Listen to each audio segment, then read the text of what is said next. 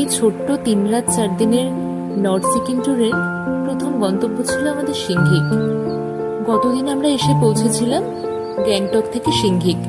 সিংঘিক আসতে বেশ কিছুটা রাত হয়ে গেছিল, যেহেতু আমাদের হাওড়া থেকে সকাল 6টার বন্দে ভারত ছিল। আমরা এসে পৌঁছেছিলাম সিংঘিক ট্যুরিস্ট বাংলোতে।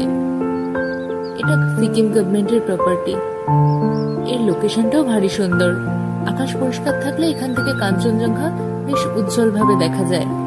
আমরাও আবছা দেখতে পেয়েছিলাম, আর দেখেছিলাম পাহাড়ের গায়ে ফুটে থাকা অসংখ্য ছোট্ট পাহাড়ি ফুল। আর এই বন্ধুটা পাশেই ছিল, বেশ পরিচয় হয়ে গেছিল।